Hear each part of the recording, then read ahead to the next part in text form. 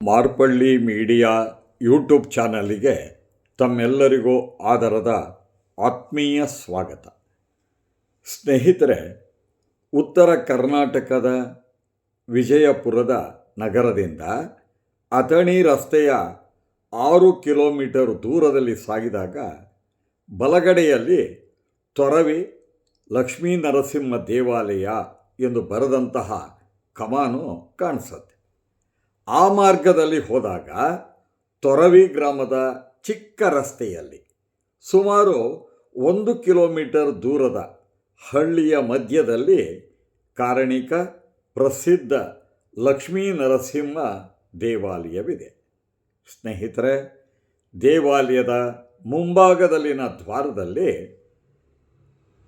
ಶ್ರೀ ಮಧುತ್ತರಾದಿ ಮಠಾಧೀಶ ಶ್ರೀ ಸತ್ಯ ಪ್ರಮೋದ ತೀರ್ಥ ಶ್ರೀ ಪಾದಂಗಳವರ ಪಟ್ಟಾಭಿಷೇಕ ಸ್ಮಾರಕ ಗೋಪುರ ಅಂತ ಹೇಳಿ ಬರೆಯಲಾಗಿದೆ.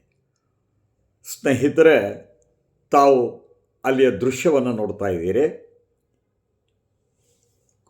ನಾವು ಈ ದೇವಾಲಯದ ಒಳಗಡೆ ಪ್ರವೇಶ ಮಾಡಬೇಕಾದ್ರೆ ಮೊದಲಿಗೆ ಎಡಗಡೆಯಲ್ಲಿ ಆಫೀಸ್ ಇದೆ. ಅದನ್ನು ದಾಟಿ ಒಳಗಡೆ ಬಂದರೆ ಚೌಕಾಕಾರದ ಅಂಗಳದಲ್ಲಿ ಎತ್ತರದ ಒಂದು ಬೃಂದಾವನದೊಂದಿರುವ ಒಂದು ಮಂಟಪ ಅದು ಕಾಣಿಸುತ್ತೆ. ಸ್ನೇಹಿತರೆ, ಈಗ ನಾವು ಒಳಗಡೆ ಪ್ರವೇಶ ಮಾಡಿದ್ದೇನೆ ನೋಡಿ, ತಮಗೆ ತಿಳಿಸ್ತಾ ಇದ್ದೀನಲ್ಲ, ಹಾಗೇನೆ ಇಲ್ಲೊಂದು ಮಂಟಪ.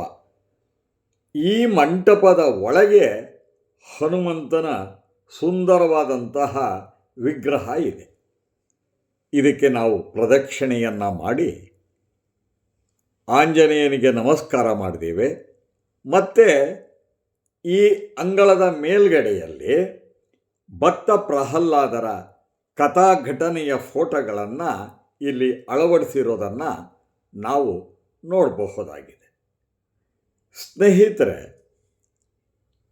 ಈ ಊರಿಗೆ ತೊರವಿ ಅನ್ನುವಂಥ ಹೆಸರು ಯಾಕೆ ಬಂತು ಅಂದರೆ, ಹಿಂದೆ ಈ ಕ್ಷೇತ್ರವನ್ನು ತ್ವರಿತಾಲಯ ಕ್ಷೇತ್ರ ಅಂತ ಕರೀತಾ ಇದ್ರು.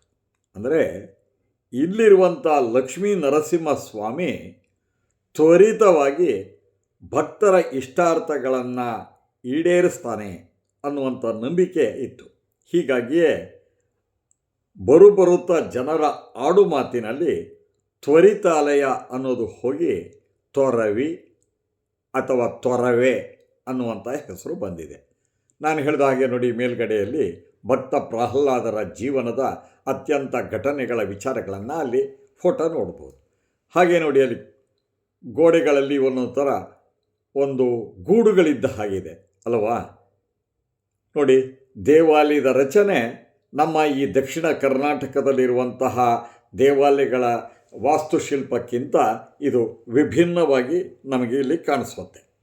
ಸ್ನೇಹಿತರೆ, ಇಲ್ಲಿರುವಂತಹ ಲಕ್ಷ್ಮೀ ನರಸಿಂಹ ದೇವಾಲಯ ಇದೆಯಲ್ಲ, ಹೊರಗಡೆಯಿಂದ ನೋಡಿದ್ರೆ ದೇವಾಲಯದ ವಿಶೇಷತೆ ಅಂಥ ವಿಶೇಷ ಅಂತ ಕಾಣಿಸೋದಿಲ್ಲ. ಆದರೆ ಇದು ಗುಹೆಯಂತೆ ಇರುವಂತಹ ಹಾಗೂ ನೆಲಮಾಳಿಗೆಯಲ್ಲಿ ಇರುವಂತಹ ಲಕ್ಷ್ಮೀ ನರಸಿಂಹ ದೇವರ ಗರ್ಭಗುಡಿ ಇದೆಯಲ್ಲ, ಇವನ್ನೆಲ್ಲ ನೋಡಿದಾಗ ನಮಗೆ ಒಂದು ರೀತಿಯ ಕುತೂಹಲ ಉಂಟಾಗತ್ತೆ. ಸ್ನೇಹಿತರೆ, ಈ ದೇವಾಲಯದ ಒಳಗೆ ಹೋಗಬೇಕಾದ್ರೆ ಗುಹೆಯ ರೂಪದಲ್ಲಿ ಮೆಟ್ಟಲುಗಳನ್ನು ಇಳಿಬೇಕು. ನಾವು ಗರ್ಭಗುಡಿಯ ಹತ್ತಿರ ಹೋಗಬೇಕು. ಹೀಗೆ ಚಿಕ್ಕದಾದಂಥ ಗರ್ಭಗುಡಿಯಲ್ಲಿ ಅತ್ಯಂತ ಸುಂದರವಾದ ಕಣ್ಮನಗಳನ್ನು ಸೆಳೆಯುವಂಥ ಕಪ್ಪು ಶಿಲೆಯಲ್ಲಿರುವಂಥ ಲಕ್ಷ್ಮೀ ನರಸಿಂಹ ದೇವರ ಮೂರ್ತಿ ಇದೆ. ಸ್ನೇಹಿತರೆ, ಮತ್ತೊಮ್ಮೆ ತೋರಿಸ್ತಾ ಇದ್ದೀನಿ. ಅಂಗಳದಲ್ಲಿರುವಂತಹ ಮಂಟಪದಲ್ಲಿ ಇರುವಂತಹ ಹನುಮಂತ ದೇವರು, ಹಾಗೆಯೇ ಅಲ್ಲಿನ ಸುತ್ತ ಒಳಗಡೆ ಇರುವಂತಹ ಒಂದು ಪ್ರಾಂಗಣದ ದೃಶ್ಯವನ್ನು ನಾನು ನಿಮಗೆ ತೋರಿಸ್ತಾ ಇದ್ದೇನೆ.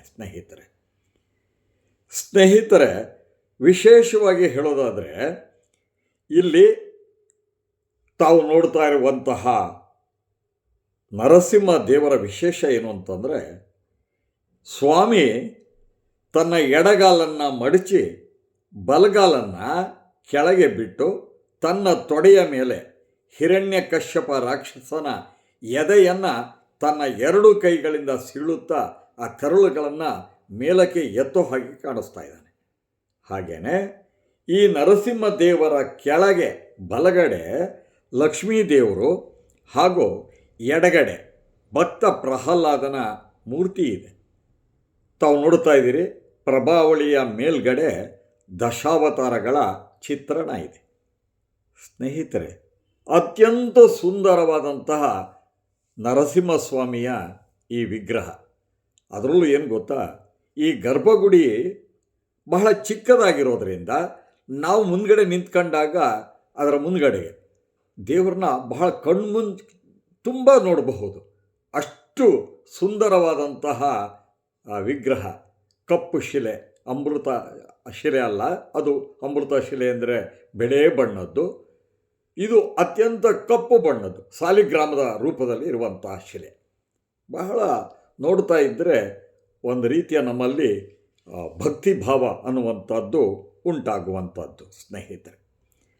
ಆಮೇಲೆ ಇನ್ನೊಂದು ವಿಶೇಷ ಏನು ಗೊತ್ತಾ, ಈ ಗರ್ಭಗುಡಿಯ ಪಕ್ಕದಲ್ಲಿಯೇ ಭೀಮಶಂಕರ ಶಿವಲಿಂಗ ಇದೆ. ಇಲ್ಲಿರುವಂಥ ಭೀಮಶಂಕರ ಶಿವಲಿಂಗವನ್ನು ದೂರ್ವಾಸ ಮುನಿಗಳು ನರಸಿಂಹದೇವರನ್ನ ಪೂಜಿಸ್ತಿದ್ದಂತಹ ಸಂಕೇತವಾಗಿ ಈ ಶಿವಲಿಂಗವನ್ನು ಪ್ರತಿಷ್ಠಾಪನೆ ಮಾಡಲಾಗಿದೆ. ಈ ಲಿಂಗದ ಪಕ್ಕದಲ್ಲಿ ನಿರಂತರವಾಗಿ ದೀಪಗಳನ್ನು ಬೆಳಗಿಸ್ತಾರೆ. ಸ್ನೇಹಿತರೆ, ಈ ದೇವಾಲಯದ ಒಳಗಿರುವಂತಹ ಗುಹೆಯಲ್ಲಿ ಇನ್ನೊಂದು ಸುರಂಗ ಮಾರ್ಗ ಇದೆ. ಅದು ಸ್ವಲ್ಪ ದೂರದಲ್ಲಿರುವಂಥ ನರಸಿಂಹ ತೀರ್ಥಕ್ಕೆ ದಾರಿ ಆಗಿರಬಹುದು ಅಂತ. ಈ ಸುಲ್ತಾನರ ಕಾಲದಲ್ಲಿ ಸ್ವಲ್ಪ ತೊಡಕು ಇರುವುದರಿಂದ ಅರ್ಚಕರು ಈ ಮಾರ್ಗದಿಂದ ಗುಪ್ತವಾಗಿ ಬಂದು ಲಕ್ಷ್ಮೀ ನರಸಿಂಹ ಸ್ವಾಮಿಗೆ ಪೂಜೆ ಪುನಸ್ಕಾರಗಳನ್ನು ಮಾಡಿ ಹೋಗ್ತಾ ಇದ್ರು. ಇಲ್ಲಿ ತಮಗೆ ತೊರವೆ ರಾಮಾಯಣ ಅಂತ ಕಾಣಿಸ್ತಾ ಇದೆ ನೋಡಿ ಸ್ನೇಹಿತರೆ.